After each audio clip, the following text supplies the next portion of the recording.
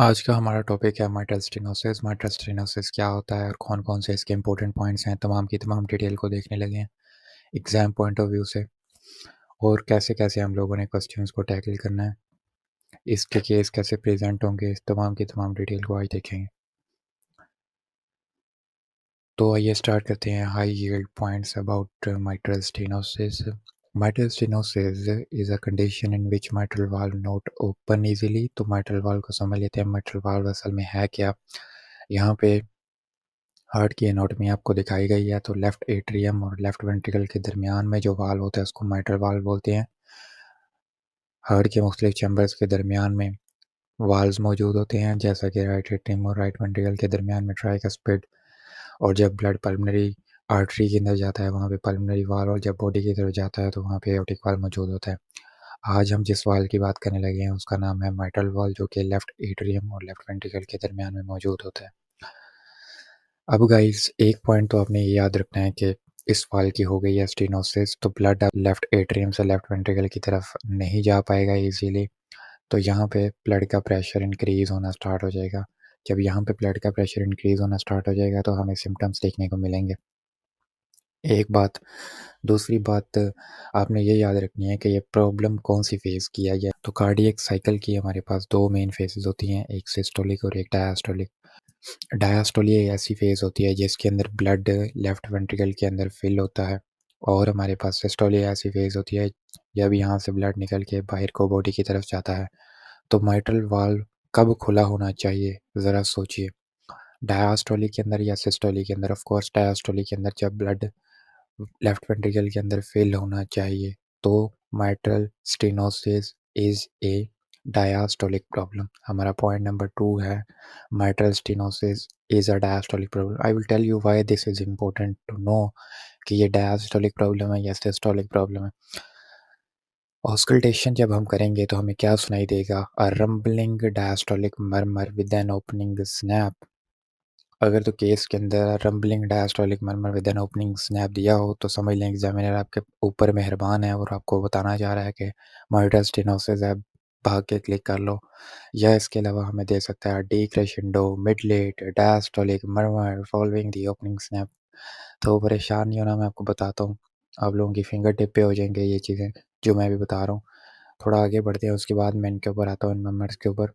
तो 99% केसेस के अंदर mitral stenosis जो होता है वो हमारे पास रूमेटिक हार्ट डिजीज़ के तौर पे प्रेजेंट किया जाता है। Rheumatic heart disease it's an autoimmune disease which develop after untreated और अनप्रॉपरली मैनेज्ड स्ट्रेप थ्रोट। तो स्ट्रेप थ्रोट हुआ, लेट्स सपोज बच्चे को स्ट्रेप थ्रोट हुआ, सही तरीके से ट्रीटमेंट नहीं हुआ, कुछ अरसे के बाद हार्ट के हवाले से हमें सिम्पटम्स देखने को मिले, ये केस प्रेज़ेंट करेगा तो हमें पता चल जाएगा ये रूमेटिक हार्ट डिज़ीज़ की बात कर रहा है, और रूमेटिक हार्ट डिज़ीज़ में mitral stenosis होती है।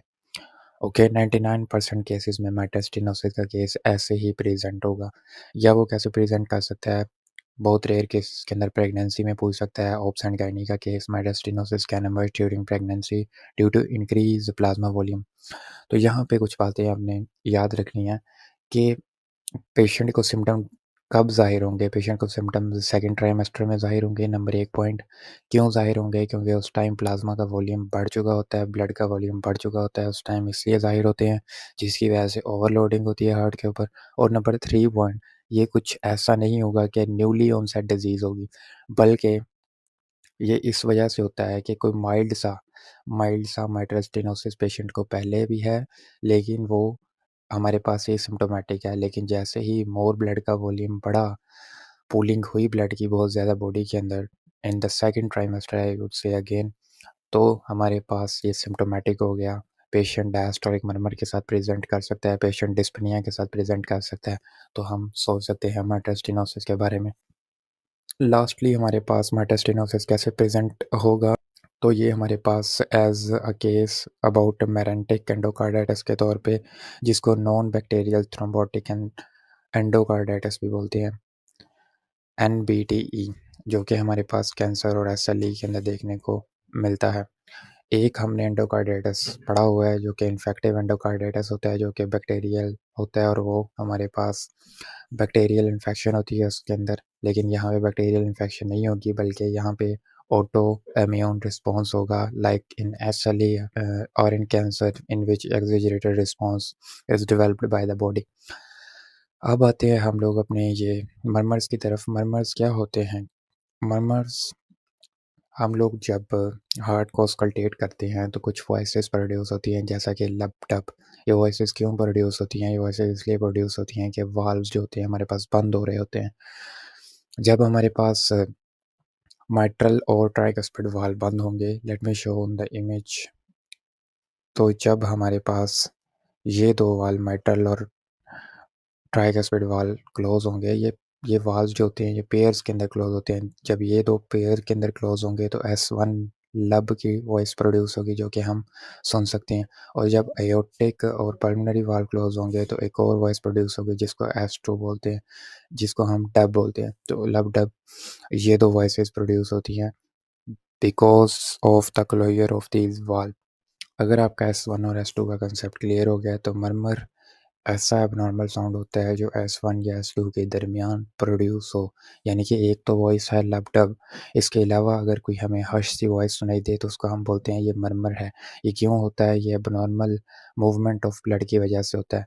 आप देखें मेटल स्टेनोसिस हुई, डायस्टोली हो रहा है, लेट्स सपोज डायस्टोली के अंदर चाहिए तो ये कि ईजिली माइट्रल वाल्व ओपन हो और ब्लड यहाँ पे आ जाए, लेकिन क्योंकि स्टेनोसिस है, क्योंकि यहाँ पे सही तरीके से ओपनिंग नहीं हो रही तो ब्लड यहाँ पे घूमना स्टार्ट हो जाएगा और फिर इतना प्रेशर बिल्ड होगा कि ये थोड़ा सा खुलेगा और फिर ब्लड आगे को जाएगा और यहाँ पे बड़ी स्ट्राइक करके बजेगा। तो ये तमाम की तमाम चेंजेस को हम हेयर कर सकते हैं एज अ मरमर। तो अब बात कर लेते हैं हमारे पास कौन कौन से मरमर देखने को मिलेंगे। पहले तो आपने ये डिटरमिन करना होता है सिस्टोलिक मरमर है या डायस्टोलिक मरमर है। S1 और S2 के दरमियान अगर मरमर हो तो इसको हम सिस्टोलिक मरमर बोलते हैं। S2 और S1 के दरमियान अगर मरमर हो तो इसको हम डायस्टोलिक बोलते हैं। देखिए, मैंने आपको बताया S1 कब प्रोड्यूस होगा जब ट्राइकस्पिड और माइट्रल वाल्व क्लोज होंगे, S2 कब प्रोड्यूस होगा जब एओर्टिक और पल्मोनरी वाल्व क्लोज होंगे। तो ये जो फेज़ होती है S1 और S2 के दरमियान, ये सिस्टोलिक की फेज़ होती है, यानी कि ब्लड की इजेक्शन हो रही होती है फ्रॉम वेंट्रिकल से बॉडी की तरफ, अयोटा की तरफ ब्लड भेज रहा होता है हार्ट। और ये जो फेज़ है ये फिलिंग की फेज़ होती है जब हार्ट फिल हो रहा होता है S2 से S1 के दरमियान, यानी कि लब डब एक कार्डियक साइकिल कंप्लीट हुआ, फिर अगले कार्डियक साइकिल के अंदर जो वक्फा होगा उसको हम S2 से S1 का फासला बोलते हैं।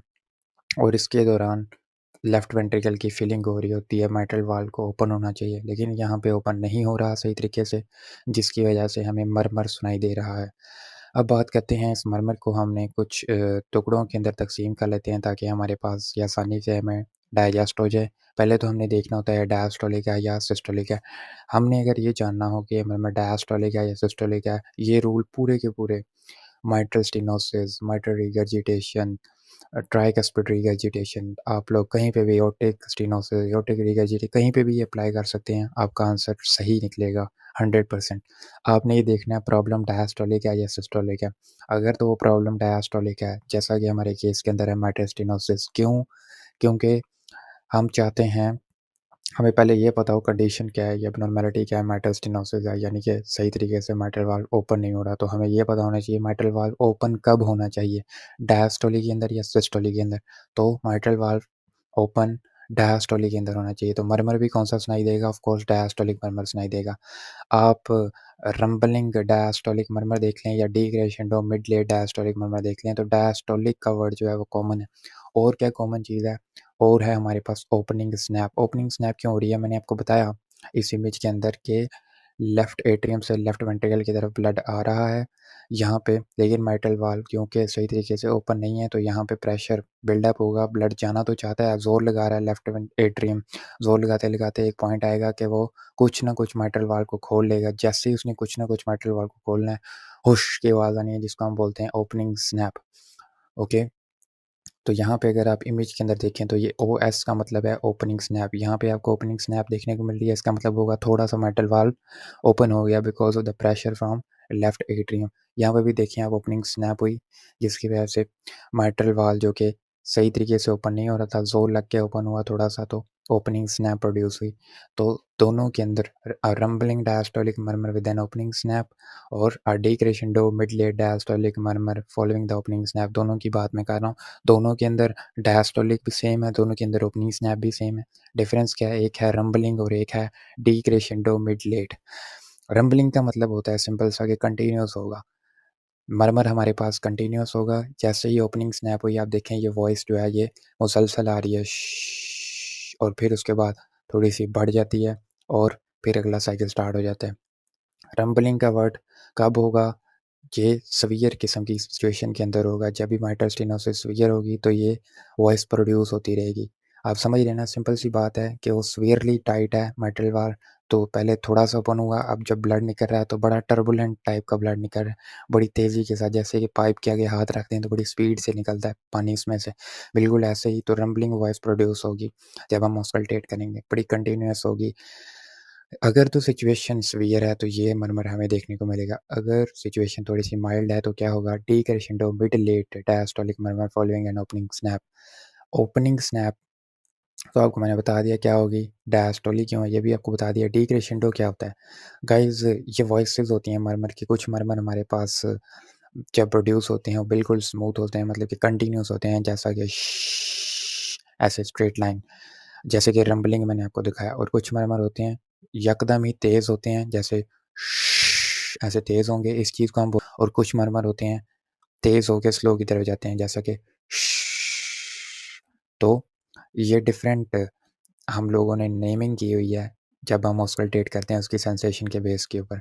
तो I hope you got it, आपने मरमर्स को सीख लिया है, बिल्कुल आसान है। तो सीवियर कंडीशन भी आपको दे सकता है, माइल्ड कंडीशन भी दे सकता है। केस आपको 99% रूमेटिक हार्ट डिजीज़ के साथ देगा, स्ट्रेप थ्रोट की हिस्ट्री होगी, या आपको प्रेगनेंसी के साथ, या मेरेंटिक एंडोकार्डाइटिस जो कि non infective non bacterial thrombotic endocarditis होता है, जो कि एसएलई या कैंसर के साथ आपको दे सकता है। I hope you got it. अब आते हैं हम अपने क्वेश्चंस की तरफ। क्वेश्चन नंबर 1 है हमारे पास, which of the following best describe typical presentation of mitral stenosis? Alpha systolic murmur radiating to the axilla, beta decrescendo, mid late diastolic murmur, Charlie systolic ejection murmur with an opening snap, delta diastolic murmur with a crescendo decrescendo pattern, या eta continuous murmur through out systolic and diastolic. Video को pause करें और देखें आपको कौन सा answer इसमें से लग रहा है। तो guys beta option D crescendo mid late diastolic murmur is the right answer as I have told you. Question number 2, which of the following presentation is the most indicative of mitral stenosis in a pregnant woman? तो pregnant women के हवाले से बात कर रहा है, मैंने आपको उसके बारे में रूल्स बताए थे क्या क्या हैं। तो ऑप्शन है alpha dyspnea in the first trimester, beta palpitation in the third trimester, Charlie diastolic murmur in the second trimester, delta systolic ejection murmur throughout the pregnancy, या eta non specific cardiac symptoms during pregnancy. जी video को pause करें और answer करें। तो मैंने आपको बताया सेकंड ट्राइमेस्टर के अंदर सिम्टम अपीयर होंगे, और सिम्टम कैसे, या डिस्पनिया के साथ अपीयर हो सकता है, या डायस्टोलिक मर्मर के साथ अपीयर हो सकता है। तो यहाँ पे Charlie option is the right option, alpha नहीं है, क्योंकि डिस्पनिया तो है लेकिन फर्स्ट ट्राइमेस्टर दिया हुआ है। अगर डिस्पनिया विद सेकंड ट्राइमेस्टर होता तो ये भी हमारा करेक्ट ऑप्शन होना था। क्वेश्चन नंबर 3 है हमारे पास, what type of endocarditis is associated with systemic lupus erythematosus and is characterized by presence of anti phospholipid antibodies? Alpha infective endocarditis, beta Libman Sacks endocarditis, Charlie rheumatic endocarditis, या delta atherosclerotic endocarditis. तो systemic lupus erythematosus हमारे पास एक autoimmune disease है, उसके हवाले से जब भी हमारे पास एंडोकार्डाइटिस होगा उसका एक स्पेसिफिक नाम है उस एंडोकार्डाइटिस का, जिसको बीटा बोलते हैं, लिबमैन सैक्स एंडोकार्डाइटिस। तो आपको एसएलई की हिस्ट्री देकर भी आपसे पूछ सकता है, ओपनिंग स्नैप हुआ है पेशेंट को, आप बता दें क्या है, रंबलिंग डायस्टोलिक मरमर आपको सुनाई दे रहा है तो आप बता सकते हैं कि ये mitral stenosis है। इसको स्पेसिफिकली नाम देते हैं Libman Sacks endocarditis. Question number 4 है हमारे पास, what is the most common cause of mitral stenosis worldwide? Alpha atherosclerosis, beta rheumatic heart disease, Charlie infective endocarditis, delta merenteric endocarditis, या eta लिबमैन सैक्स एंडोकार्डाइटिस। तो 99% cases के अंदर beta rheumatic heart disease is the case। Okay, तो that's our right option. Question number 5 है हमारे पास।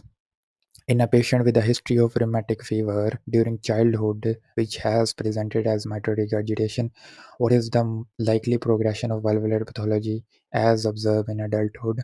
Alpha mitral valve prolapse, beta mitral stenosis, Charlie aortic valve stenosis या delta tricuspid regurgitation। तो beta mitral stenosis बच्चे को हुआ है हमारे पास रोमैटिक फेवर बचपन के अंदर, और उस टाइम उस मर्मर ने प्रेजेंट किया रीगर्जिटेशन के साथ, लेकिन जब वो अडल्ट हुआ तो फिर से उसको सिम्टम्स कैसे दिखाई दे सकते हैं? अगर सही तरीके से ट्रीटमेंट नहीं होगा तो माइटोस्टिनोसिस हो सकता है, इसके चांसेस हैं। तो माइटोस्टिनोसिस क्रोनिक कंडीशन होती है, ये बताने का मकसद है। तो केस कैसे भी प्रेजेंट कर ले, आपने पिक कर लेना है, किसी भी हवाले से प्रेजेंट करे। तो अब बात करते हैं अपने लास्ट क्वेश्चन की तरफ, जो कि थोड़ा सा एडवांस लेवल क्वेश्चन है। 45-year-old female with history of systemic lupus erythematosus present with increasing dyspnea on exertion and a new diastolic murmur. Echocardiography reveals significant mitral valve thickening with small verrucous vegetation. Which of the following mechanism is most likely responsible for the mitral stenosis in this patient? Alpha rheumatic heart disease, beta atherosclerosis, Charlie meningitic endocarditis, delta infective endocarditis या eta balloon valvoplasty failure। तो हमारे पास patient present कर रहा है systemic lupus एरिथमेटिस के साथ, तो ये आपको पता होना चाहिए कौन सा केस है। चार्ली मेनिंगिक एंडोकार्डाइटिस का केस है। सिस्टेमिक लूपस एरिथमेटिस का पेशेंट है, न्यू डायस्टोलिक मर्मर के साथ उसने प्रेजेंट किया है।